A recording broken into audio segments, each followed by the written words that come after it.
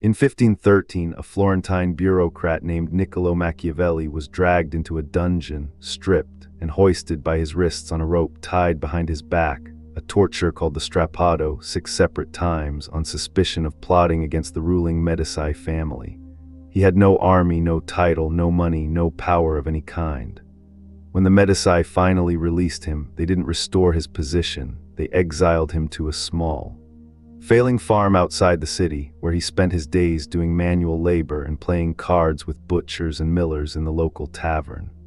That broken, powerless, humiliated man is the same man who then sat down, alone in a small room, and wrote the single most influential book on power ever produced by a Western mind. We call it The Prince.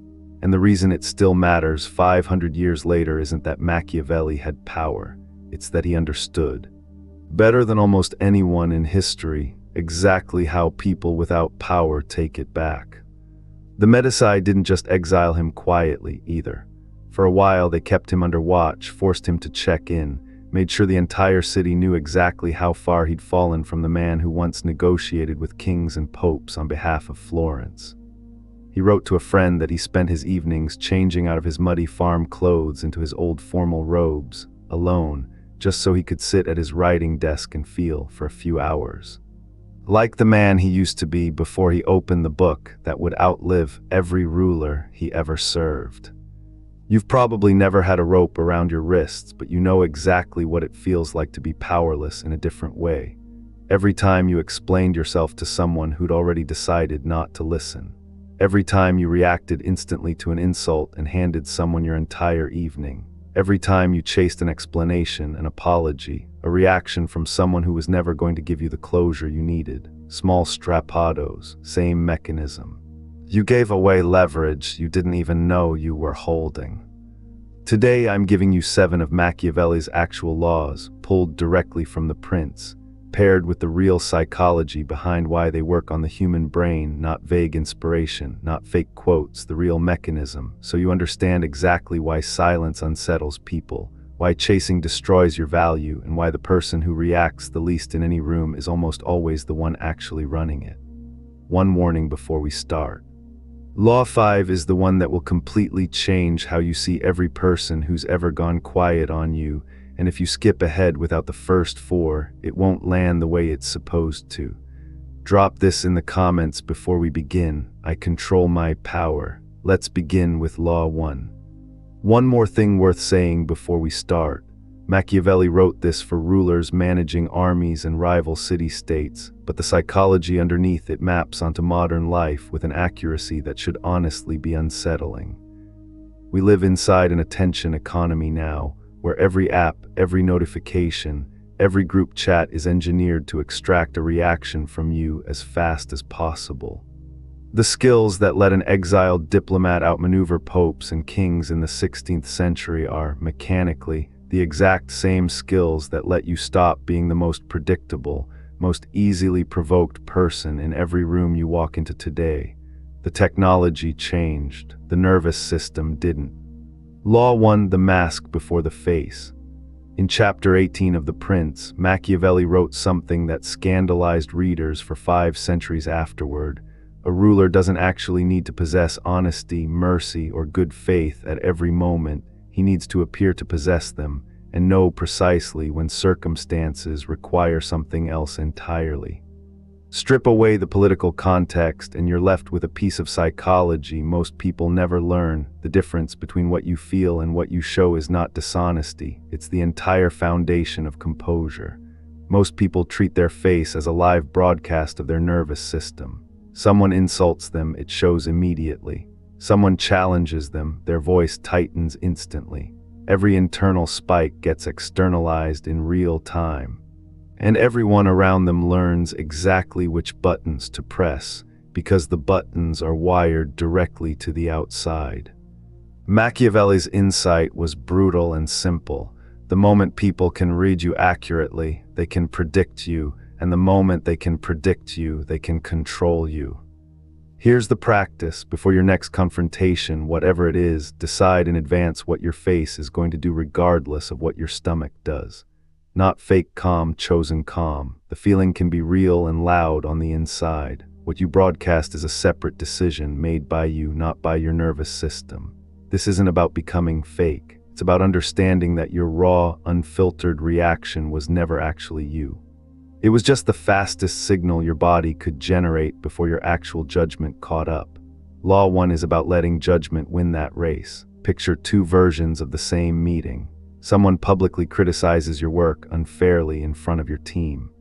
Version 1, your face flushes, your voice speeds up, you interrupt to defend yourself, and everyone in the room quietly files away the information that this is how to rattle you. Version 2, your face stays level for exactly 3 seconds while you decide what's actually worth saying, and then you respond at your normal pace. Nothing about the criticism changed. What changed is that version 2 gave the room zero usable information about where your buttons are, and that alone changes how people treat you in every future meeting. Once you can control what people see, the next question becomes what you actually do with that composure. And Machiavelli had a second, much less quoted, half to this idea. Law 2, the fox and the lion. Also in chapter 18, Machiavelli makes his most famous comparison. A ruler needs to combine the nature of the fox with the nature of the lion because the lion cannot recognize traps and the fox cannot defend itself from wolves. Most people who quote this only remember half of it. They think Machiavellian power means being sly, quiet, calculating, always the fox. But Machiavelli explicitly rejected that. Pure cunning without force is fragile. Pure force without cunning is blind. This matters because a lot of modern power psychology content, and I'll be honest, most dark psychology content online teaches only the fox half. Withdraw, stay silent, never react, be mysterious. That's real, but it's incomplete, and incomplete advice is why so many people become passive instead of powerful, mistaking permanent silence for permanent strength. The actual skill is knowing which animal a situation calls for. Some moments genuinely require the fox, patience, observation, saying nothing while you gather information. Other moments require the lion, a direct, immediate, undisguised statement of a boundary, delivered once, cleanly, without apology. Here's the practice. Before you respond to conflict, ask one question. Does this situation need me to observe, or does it need me to act? If you're not sure yet, you're still in fox territory. Stay quiet and gather more. The moment you are sure, become the lion completely, say the thing directly once and then go silent again. People who are only ever foxes get walked on eventually, because everyone learns they'll never actually push back. People who are only ever lions burn every relationship they have. The ones who become genuinely hard to read are the ones who could be either, and you never know in advance which one you're getting. Think about someone who keeps rescheduling on you last minute. The fox response the first time is to say nothing, note the pattern, and simply see if it repeats. No accusation yet, not enough data. If it happens a second and third time, that's no longer a moment for the fox. That's a lion moment, one direct sentence, delivered once. I'm noticing a pattern, and I need to know if this is going to keep happening. No repeat performance, no soft follow-up apologizing for bringing it up. Most people either say nothing at all forever, or they blow up on the first occurrence with no data yet. Both miss the actual skill, which is matching the response to the stage of the pattern. One caution here, because this is where people overcorrect. Some viewers here be the lion and start picking fights to prove they're not passive anymore, confronting every minor annoyance like it's a declaration of war. That's not the lion Machiavelli described, that's just reactivity wearing a costume. The actual lion only appears after the fox has already gathered enough evidence to be certain. Confidence without information isn't courage, it's just noise with better posture. Knowing when to strike is only half the equation, though. The other half is understanding what happens on the other end, inside the mind of the person you're not reacting to, and this is where most content in this niche gets the actual psychology completely wrong. Law 3, respected beats both. In chapter 17, Machiavelli asks a question that still makes people uncomfortable. Is it better to be loved or feared? His answer, misquoted constantly, was not simply fear. He said the ideal is both, but since that's rarely possible, fear is the more reliable of the two because love depends on other people's goodwill, which can vanish overnight, while fear depends on your own consistency, which you control. But And this part gets left out of almost every summary of this chapter. He immediately warns that a ruler must avoid being hated, because hatred creates enemies willing to destroy you entirely, while fear alone does not. Translate this out of politics and you get something far more useful than be scary. You get this: being liked by everyone is an unstable foundation because it depends entirely on people whose opinions you can't control. But being hated is equally dangerous because it invites active sabotage. The actual target the stable middle Machiavelli is describing is respect, because respect survives disagreement. People can be upset with you and still respect you if your behavior has been consistent. Most people chase being liked. They soften their boundaries, over-explain their decisions, apologize for things that don't require an apology, all in pursuit of approval that can evaporate the instant someone's mood changes. That's not virtue, Machiavelli would say. That's dependency dressed up as kindness. There's a specific tell that separates the two. Ask yourself whether your kindness changes based on the other person's reaction to it. Real generosity holds steady whether or not someone approves of it in the moment. Approval-seeking kindness collapses the second it doesn't get the warm response it was quietly hoping for. If your niceness has a hidden invoice attached to it, it was never actually about the other person. It was a transaction disguised as a virtue. Here's the practice. The next time you're tempted to over-explain a decision just to keep someone's approval, stop and ask, would a version of me who didn't need this person's approval still make this same choice? If yes, make the choice, state it once, and don't defend it a second time. Consistency, not likability, is what earns you the durable kind of respect that survives someone's bad mood. Understanding this changes how you make decisions in the moment. But there's a much bigger problem hiding underneath all of this. Most people don't even get the chance to apply any of these first three laws because they're too busy reacting in the heat of the moment to remember they exist. Machiavelli had an answer for that too, and it has nothing to do with willpower. You know the scenario. A friend asks for a favor that genuinely doesn't work for you this time. The people-pleasing move is a 3-paragraph explanation, your schedule, your energy levels, an apology for even having limits in the first place. All delivered with visible anxiety about whether they'll still like you afterward. The respected move is one sentence: I can't this time, but I hope it goes well. No paragraph of justification attached. The friendships that survive that second version were built on respect. The ones that don't survive it were never actually stable to begin with, they just hadn't been tested yet. Law 4: Build the dikes before the flood. Chapter 25 of The Prince contains one of history's most enduring metaphors for bad luck. Machiavelli compares fortune to a violent river that floods the plains, destroying everything in its path, unpredictable and overwhelming when it arrives. But he makes a crucial point. In calm times, people could have built dikes and channels to redirect that same river safely. They simply didn't bother. Because the danger wasn't in front of them yet. This is exactly what happens with emotional reactions. You don't lose control in the heat of an argument because you're weak. You lose control because you never built the dike. You never decided in advance what you were going to do the next time someone crossed a specific line.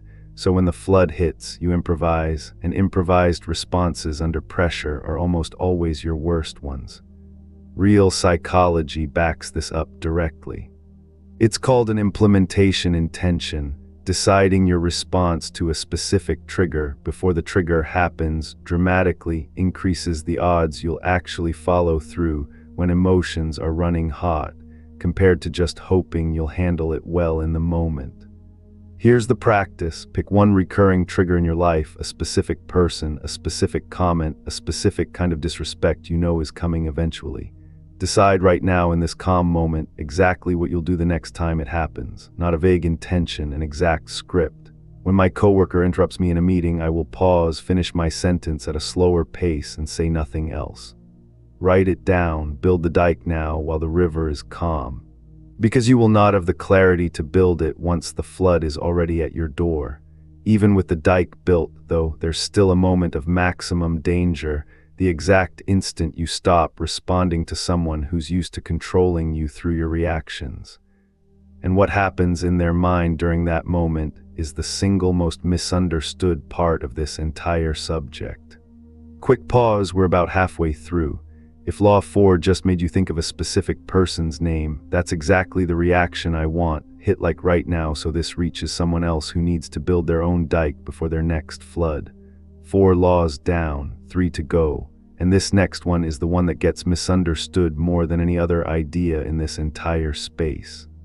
Law 5, let the extinction burst pass. Here's what almost every dark psychology video gets wrong about silence. They tell you that when you stop reacting to someone, they simply fade away, confused and defeated. That's not what actually happens, and if you don't know the real pattern, you'll think your strategy failed right at the exact moment it was starting to work. In behavioral psychology, there's a well-documented phenomenon called an extinction burst. When a behavior that's always gotten a reaction suddenly stops getting one, the behavior doesn't quietly disappear, it spikes first, dramatically, before it fades. A vending machine that eats your money and gives nothing. You don't just walk away, you hit the buttons harder, you shake it, you try again 3 more times before you finally give up. Human relationships work exactly the same way. The person used to provoking a reaction out of you will not go quiet the moment you stop responding. They will escalate. Louder messages, more provocative comments, sometimes real anger, because for their entire history with you, that behavior has always worked and their nervous system is now testing whether it still does. This is not proof that going quiet failed. This is the single clearest sign that it's working exactly as it should. They're spending their last reserves trying to reopen a door that used to always open, and it isn't opening anymore. This is also exactly why Machiavelli warned rulers so often about abandoning a strategy too early. In multiple chapters, he describes leaders who nearly secured a position of strength, then panicked at the first sign of resistance and reversed course, undoing months of careful positioning in a single moment of doubt. Here's the practice. The moment you go quiet with someone and their behavior gets worse before it gets better, do not interpret that as a sign to give in. Recognize it by name. This is an extinction burst. Expect it and hold the line through it. It almost always fades faster than people think, usually within a handful of attempts, but only if you don't reward the spike with the exact reaction it's fishing for. Most people who fail at this don't fail because the method doesn't work. They fail because they quietly check for a reaction after going quiet. One glance at whether a message was read, one look at whether they posted something, and that single small check often gets noticed and interpreted as an opening, which restarts the entire cycle from zero. Going quiet only works if it's actually quiet, not performed quiet with one eye on the door. Surviving the burst is one battle, but there's a second, quieter thing happening in their mind at the same time, something that lingers long after the burst itself has faded, and almost nobody in this space explains why it actually works the way it does. Here's what that actually looks like in a real phone. Day 1, you stop replying instantly the way you used to, nothing dramatic yet. Day 2, a follow-up text, casual, hey, you good, still calm. Day 3. If you still haven't reopened the old pattern, the tone shifts, a slightly wounded message, maybe 2 texts back to back, maybe a call. This is the peak of the burst, and it is, without exaggeration, the exact moment most people cave, because it finally feels like the strategy is working in the sense that they got a big reaction, and caving here feels like relief. It's actually the worst possible moment to cave, because you'd be teaching their nervous system that the burst itself is what gets your attention back, which guarantees a bigger burst next time. Hold through day 3, and in most real cases, day 4 and 5 go quiet on their own. Law 6, the unfinished thought haunts them. In the 1920s, a psychologist named Bluma Zygarnik noticed something strange about waiters in a Vienna restaurant. They could remember complex, unpaid orders in perfect detail, but the moment a bill was paid and the order closed, the details vanished from memory almost instantly. Further research confirmed the pattern. Unfinished tasks stick in the mind with far more weight than completed ones. It's called the Zygarnik effect, and it explains something about silence that pure willpower theories never could. When you respond to someone, you close the loop. You've given them an ending, a resolution, a completed exchange their mind can file away and move past. But when you don't respond, there's no ending. Their brain has an open task with no completion, and open tasks are exactly what the mind keeps circling back to, not because they miss you, but because incomplete information is neurologically uncomfortable in a way that finished information simply isn't. This is the real mechanism behind why unanswered messages linger longer than answered insults ever do. It's not mystical, it's not magic, it's memory architecture. An unfinished exchange occupies more mental space than a finished one every single time in every human brain wired this way, which is most of them. You already know this effect intimately, you just know it from a different context. It's the exact reason a television show ending mid-scene on a cliffhanger keeps you thinking about it for days, while an episode that wraps up neatly gets forgotten by dinner. Writers have exploited the Zeigarnik effect for a century without most of them ever hearing its name. An unanswered text is a cliffhanger episode your own mind wrote and never got to finish watching. Which is exactly why it replays on a loop that a fully resolved argument never does. Here's the practice, and it's less about using this on others than most people expect. It's about protecting your own mind from the same effect. If you're the one struggling to move on from someone who went quiet on you, understand exactly what's happening. Your brain is treating an unfinished exchange as unfinished business, not because it necessarily deserves more of your attention, but because that's simply how memory works. Once you can name the mechanism, it loses a huge amount of its grip. Say it out loud, this is the Zeigarnik effect, not a sign that I need closure from this person, and the pull weakens almost immediately. There's one honest exception worth naming. If the unfinished business involves something you genuinely still need to say for your own sake, an apology owed, a boundary never stated, that's not the Zeigarnik effect playing tricks on you, that's real unfinished business. And Law 7, coming up next, is exactly how you close it properly instead of leaving it open forever. You now understand why silence lingers on both sides of an exchange. The final piece is knowing exactly when to end a difficult situation for good, and this is where Machiavelli gave possibly his most controversial and most misunderstood piece of advice in the entire book. Law 7, decisive once, not endless. In Chapter 3, Machiavelli makes an observation about injuries, real political ones in his context, that has a much broader psychological application. Harm done gradually in small repeated doses is felt far more intensely over time than harm done once, decisively, and then finished. A wound reopened repeatedly never heals. A wound closed cleanly, even if it hurts badly in the moment, heals. Most people do the exact opposite of this instinctively. They end a difficult dynamic slowly, painfully in stages, one more conversation, one more chance, one more attempt to be understood, dragging and ending out over months because a clean break feels too harsh in the moment. But Machiavelli's insight, stripped of its political edge, is genuinely humane advice. Dragging out a necessary ending doesn't make it kinder. It just multiplies the number of times everyone involved has to feel the pain of it. This doesn't mean being cruel or cold. It means once you've genuinely decided a boundary needs to be set or a dynamic needs to end, you say it clearly once with respect, and then you don't reopen it every time guilt or nostalgia comes knocking. Decisiveness delivered once calmly is far kinder in the long run than a slow, repeated withdrawal that never actually commits. Compare two ways of ending the same friendship that's clearly run its course. The slow version. You start replying a little later each time, a little shorter each time, hoping they'll take the hint without you ever having to say anything directly, which usually takes months and leaves both people confused and quietly hurt the entire time. The clean version, one honest conversation or message. I think we've grown in different directions, and I want to be upfront about that instead of slowly disappearing on you, delivered once. Without a follow-up essay defending it every time they push back.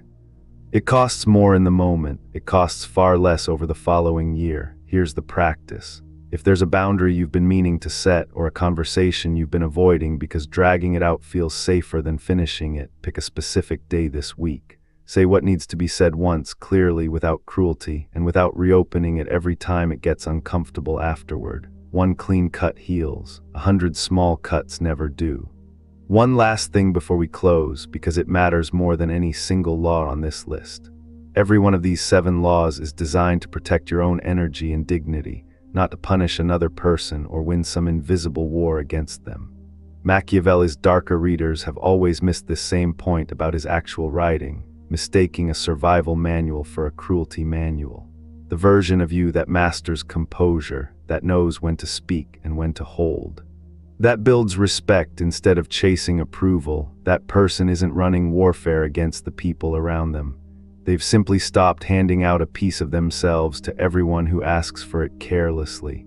There's a real difference between becoming untouchable and becoming cold, and every practice in this video was built for the first one, not the second.